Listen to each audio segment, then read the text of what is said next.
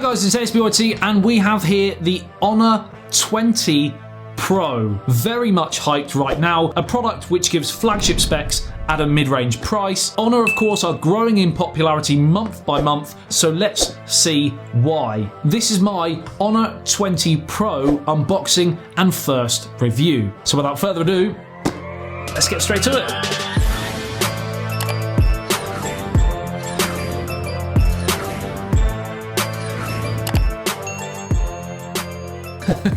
What was that intro?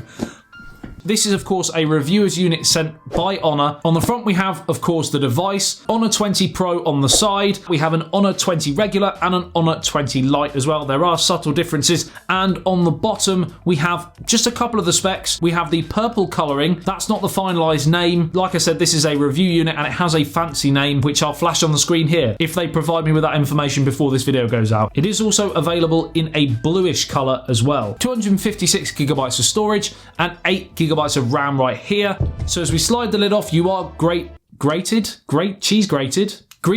is the word I was looking for. We're greeted with the actual device. And as we slide that off and take some of the stickers off, straight away you can see that wonderful gradiented purple color, something that's ever present in the smartphone market right now. Kind of started, I believe, by Huawei, and Honor is a sub-brand of Huawei, but loads of different brands are doing this now. The rear design comprises of 3 different layers. We've got a glass layer, a colored layer, and a depth layer. And underneath we have our SIM ejector tool, and inside we have nothing.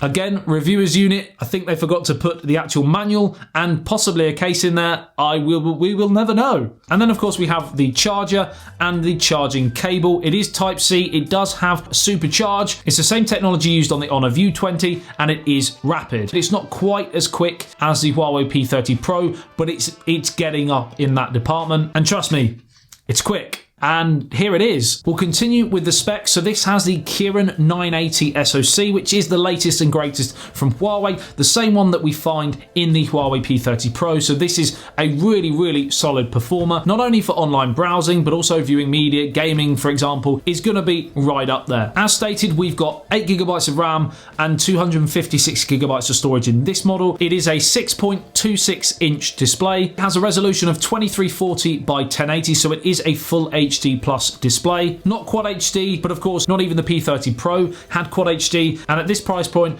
I expected it. It is LCD and not OLED, so if that's important to you, if you want those really rich deep blacks, then you might have to look elsewhere. It is still a very, very nice display though. Of course, talking about that display, we can't not talk about the fact that it is one with a punch hole cutout. Again, this will divide people. I actually quite like the punch hole cutouts, far better than the notches. And if you're not a fan of motorized pop-up front cameras, then this currently is the best technology available, in my opinion. And it is also, I believe, the smallest front-facing hole punch available currently on a smartphone, with that punch hole only being 4.5 millimeters wide. Now, because it is a flat display and not a curved display, the bezels feel slightly more pronounced, but still it is a very, very good screen to body ratio. And there are, of course, certain advantages of having a flat display than a curved display. The software is Android 9 Pie with Magic UI 2.1 over the top. It's pretty much identical to EMUI, which is, of course, the skin used by Huawei. They are, I believe, going to be making changes to Magic UI to separate it from EMUI, but currently it is very, very similar. Speakers bottom firing, the Type-C charging port also down there, and then on the sides we have the SIM card tray, which is dual SIM but no expandable storage, and the buttons do feel nice and solid and clicky. Underneath the volume rocker we have our power button, and that also works as a fingerprint sensor, which I have no problems with. I know some people don't like it being on that. I'm personally not one of them. I don't mind whether it's on the back, on the side, or whether it's on the display, as long as it's quick. And again, I'll go into more detail in a full review. One thing design wise on the rear we haven't touched on is, of course, the camera arrangement. It is a raised section, so will wobble on a table, for example.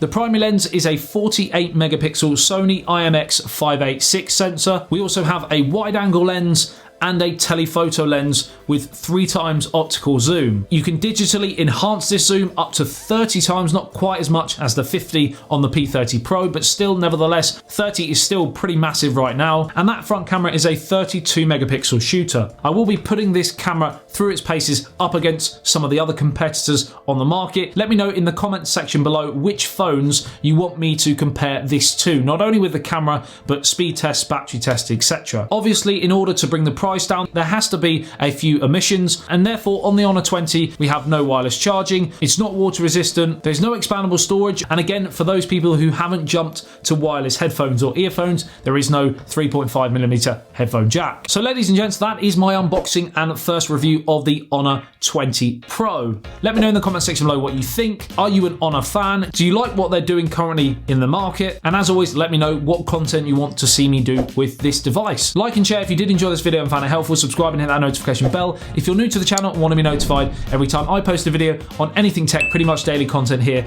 on YouTube. I love you and leave you. I'll see you in the next one. It's ASBYT. Peace out.